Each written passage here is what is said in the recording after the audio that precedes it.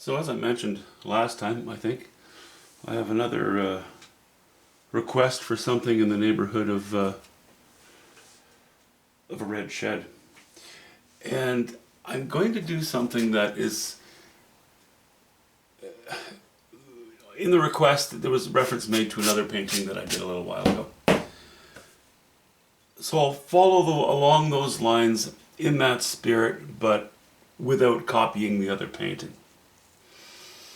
I'm not going to keep it as reference for color or what have you. I'm just going to more or less go for the general feel of it. This is something that I would see probably,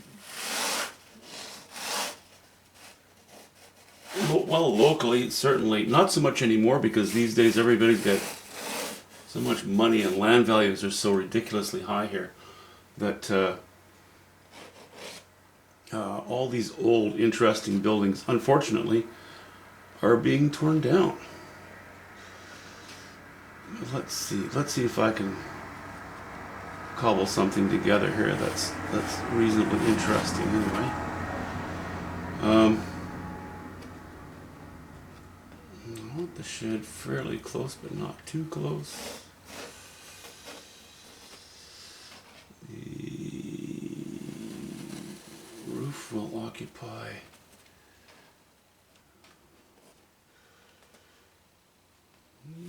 shed is awfully close, but maybe it's okay. Maybe it's okay. We'll see. Of course it's caved in. It's always, my shed roofs are always caved in, to some degree at least.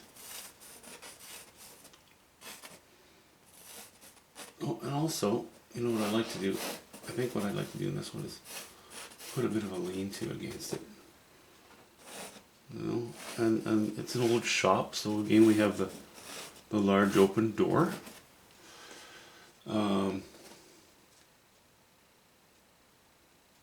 You know, I'll have some cracks in the roofs, but I'm not going to worry too much about drawing that just yet.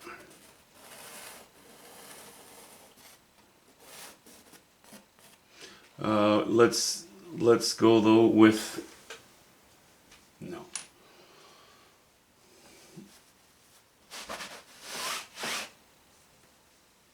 I think we're okay so far, but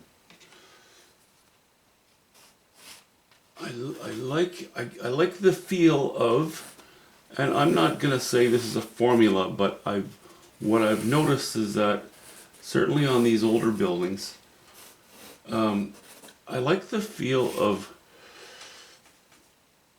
the roof being almost equal to the height of the walls themselves. See, I think I'm still a little bit low there. Or a little bit high, rather.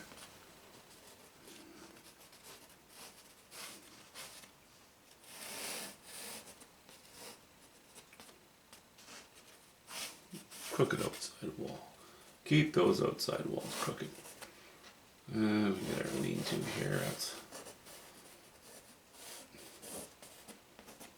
That's going to be sort of open, more or less, I think. We'll see. It's pushed back a little bit.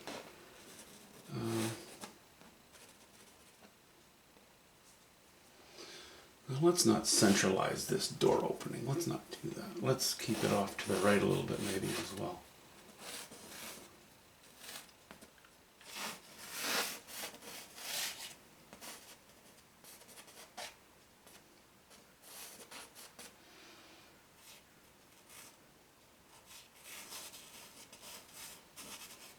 Bit of fencing of sorts. Corral fencing, snow fencing. Call it whatever you like. I think we'll carry it on this side as well. A little bit.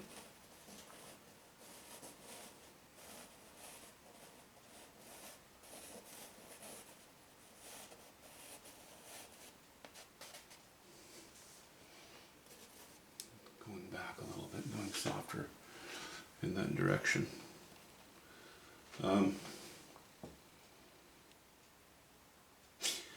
Bit of field showing there, because there are going to be some mountains. So let me just grab a straight edge, which is not straight at all, but it'll do.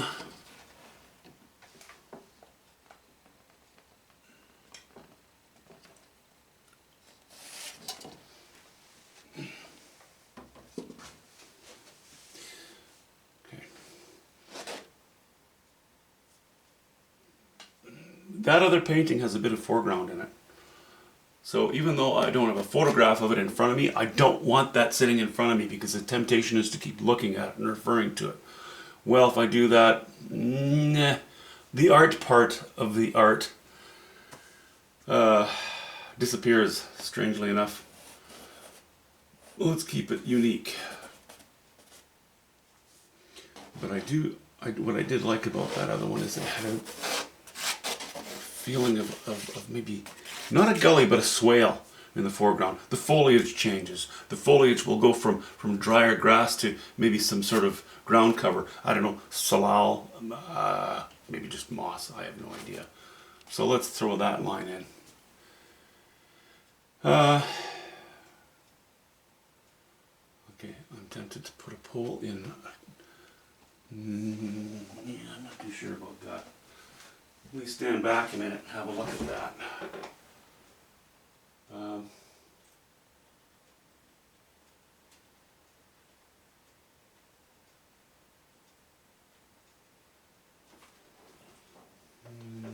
I don't think so. There's going to be some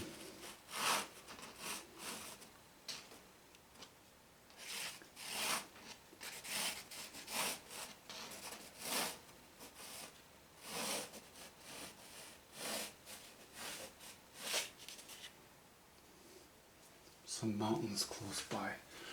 I may have the odd peak showing up behind there, but for the time being, I'm not going to put it in. I'm just going to leave it. Don't get me wrong, I've gone online to look at the image so that I have an idea. And I can go back and refer to it if I want. I just don't want it sitting beside me. I don't want to be looking at it while I'm doing this. That's kind of my point.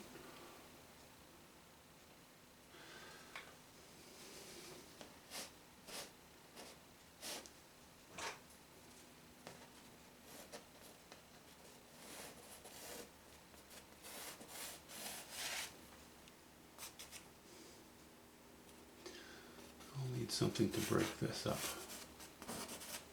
Okay, see, I'm already getting involved in details. I shouldn't bother with that just yet. I know there's going to be a crack in the roof. There has to be. I mean, just wouldn't be right if there wasn't, right? There's one. You know, a lot of these old buildings started out as granaries. That's why they're often patched.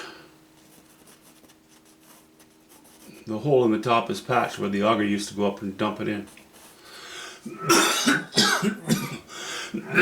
Later on they were used for different types of storage, maybe just square bales, maybe equipment. Maybe they put a little bit of a water trough in there and let the horse go drink, I don't know.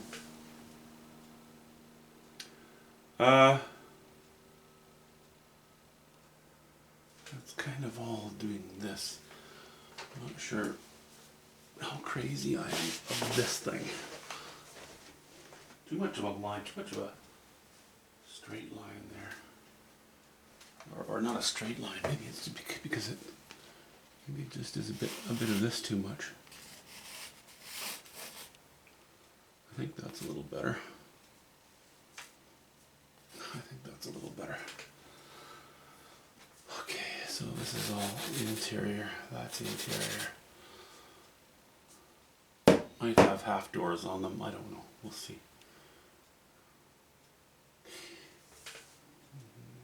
Yeah, and our sky, that's exaggerated. This is, maybe we'll exaggerate it a little bit more.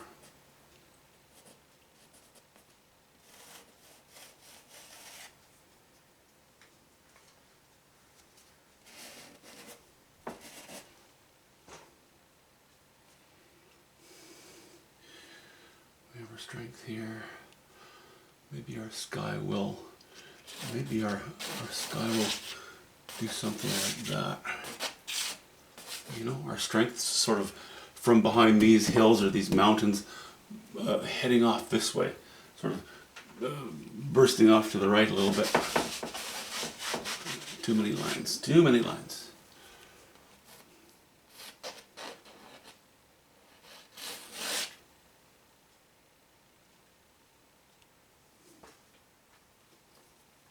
That's lighter.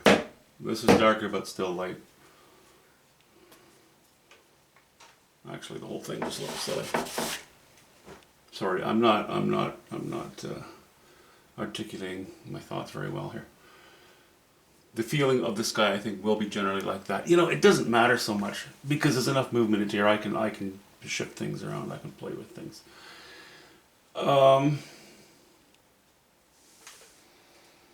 Maybe I should just leave it at that for my charcoal drawing. You know, maybe I should just let it sit right there.